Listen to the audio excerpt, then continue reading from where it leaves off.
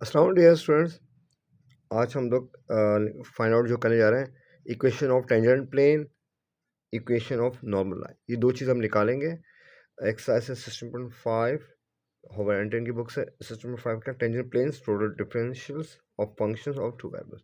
ठीक है, सवाल क्या है? Find equations for the tangent plane and the normal line to the given surface at the point p. पी पॉइंट पे जो टेंजेंट प्लेन की इक्वेशन और नॉर्मल लाइन की इक्वेशन निकालनी है। और हमें फंक्शन क्या गिवन है?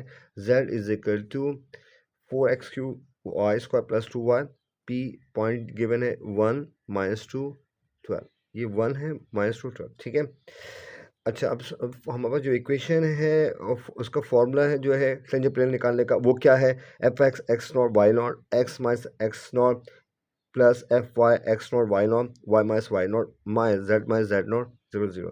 ये एफ एक्स हमें डायरेक्ट लेंगे, उसका पॉइंट पुट अप कर देंगे। एफ वाई का डायरेक्ट लेंगे, हम पॉइंट पुट अप कर देंगे। हमारे पास एक्स नॉट वाई नॉट क्या है? ये हमारे पास क्या है? एक्स नॉट, ये हमारे पास वाई नॉट, ये हमारे पास जेड नॉट। ठीक है, हम पॉइंट पुट अप कर देंगे। ठीक है, अब इक्वेशन नॉर्मल लाइन कैसे निकालेंगे? X equal to x naught plus f x naught y naught times t, y is equal to y naught plus f y x naught y naught times t, z is equal to z naught minus t. T parameter. ठीक है, ये parameter की equation. ठीक है, तो solve करते हैं dear student. अच्छा भाई, पहला हमारे पास क्या निकालना है? Tangent plane. Equation of tangent plane. इसके निकालने के पहले इसको हम सॉल्व करने से पहले हमें क्या निकालना है? एफ एक्स और एफ वाई। तो डियर स्टूडेंट, एफ एक्स और एफ वाई निकाल लेते हैं हम लोग। एफ यहाँ ही निकाल लेते हैं हम लोग। एफ एक्स कैसे निकलेगा? यहाँ पर जो गिवन है z is equal to 4x³ y² plus 2y।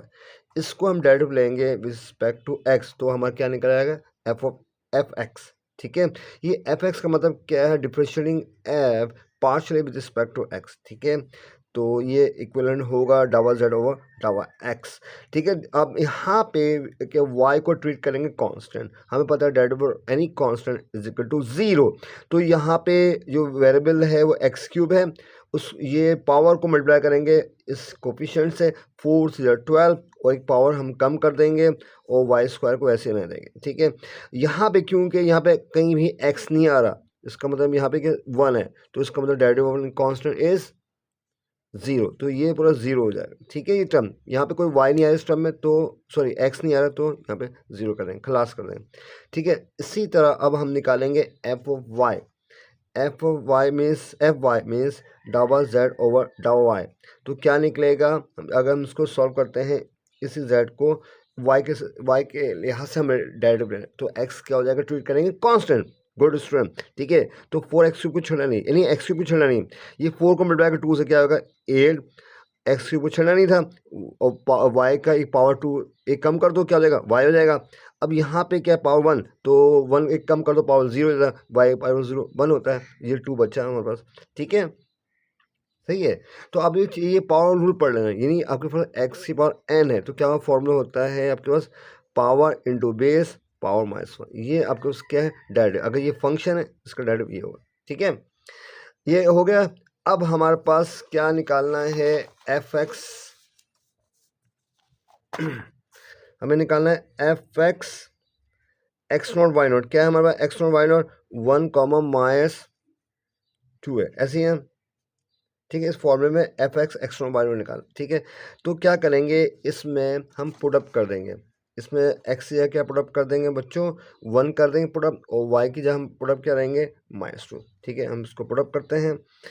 12x², x की जगह 1, 1 का स्क्वायर, y की जगह हम क्या रखेंगे? -2। ठीक है, -2 का स्क्वायर। ठीक है, तो हमारे पास क्या जाएगा? 12, ये 2 का स्क्वायर 4, क्योंकि पावर इवन है। 4 मल्टीप्लाई 12 क्या? 48। ठीक है, अब इसी तरह एफ ऑफ वाई 1 -2 निकालेंगे हम लोग। तो एफ ऑफ वाई हमने निकाला था 8x³ y प्लस 2। तो यहाँ पे x की जगह क्या पुटअप करेंगे डियर स्टूडेंट? x की जगह x नॉट की जगह 1 पुटअप करेंगे, y नॉट की जगह -2 पुटअप करेंगे। ठीक है, 1³ और y की जगह -2 प्लस 2, क्या आ रहा हमारे पास? -16 प्लस 2 -14। ये साइन तो जरूर देख रहे हैं, -14 आ रहा है। ठीक है, अब इसको हम फॉर्मूला पुटअप कर देंगे। ठीक है।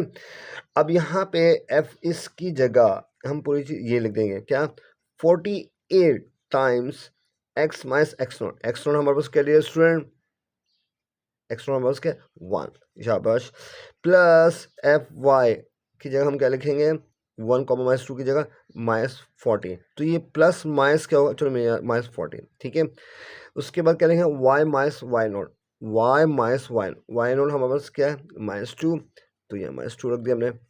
उसके बाद हमें लिखना है z माइनस जेड नॉट हमारे पास क्या है 12, ठीक है, इज इक्वल टू 0। तो अब इसको सिंप्लीफाई करते हैं 48x, तो -14 y माइनस z, ठीक है, और ये कांस्टेंट को हम वहाँ फेंक देते हैं, तो हमारे पास क्या आएगा 48, और ये माइनस माइनस प्लस 28 48 प्लस 28 फिर माइनस, अब यहाँ पे क्या करोगे,